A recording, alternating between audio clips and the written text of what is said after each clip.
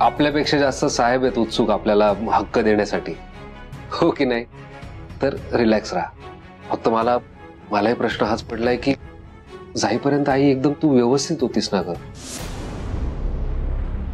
म्हणजे तू लिहूही शकत होतीस, म्हणजे खाली जाईपर्यंत तू अगदी व्यवस्थित होतीस.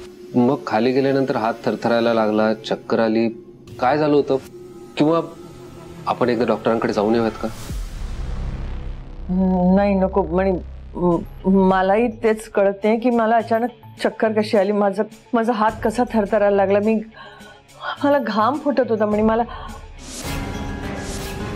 पण आता लगेच नको डॉक्टरांकडे जाऊया. बघू, जर का मला आणखीन अस्वस्थ वाटलं ना तर मग मी स्वतः सांगेन तुला आपण डॉक्टरकडे जाऊया. मी थोडा वेळ आराम कर. हो हो हो, पडतो.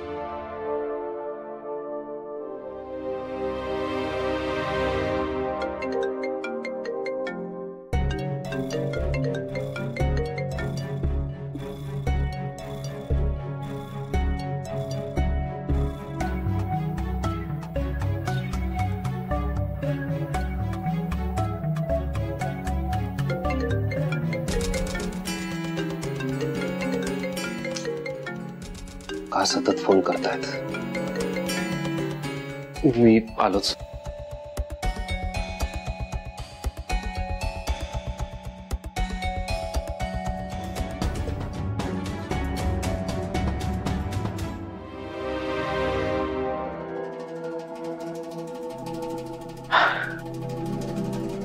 डॅड, हे सगळं काय आहे? काय? हेच डॅड, तुम्ही खाली सगळ्यांसमोर पेपर्स फाडून टाकणं, त्यावेळेला तुमच्या चेहऱ्यावर असणारी ती स्माईल, त्या मणीला, वॉर्डनला तुम्हाला खरंच हक्क द्यायचा आहे की तुमच्या मनात काहीतरी वेगळंच सुरू आहे डॅड? सुजितराव, आत्ता कुठे तुम्ही तुमच्या वडिलांचं मन ओळखायला लागलेले आहात असं म्हणायला हरकत नाहीये. Dad, you are genius.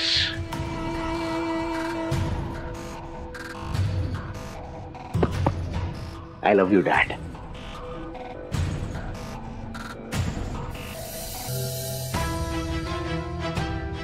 मी तुमचा फोन सतत कट करतोय म्हणजे मी काहीतरी कामात असेल इतकी बेसिक गोष्ट लक्षात येत नाही का तुमच्या?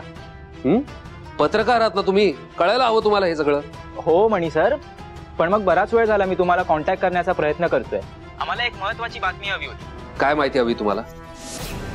आमच्या सोर्सेस कडून आम्हाला हे कळलंय की दुष्यंत खोटा बोलत होता.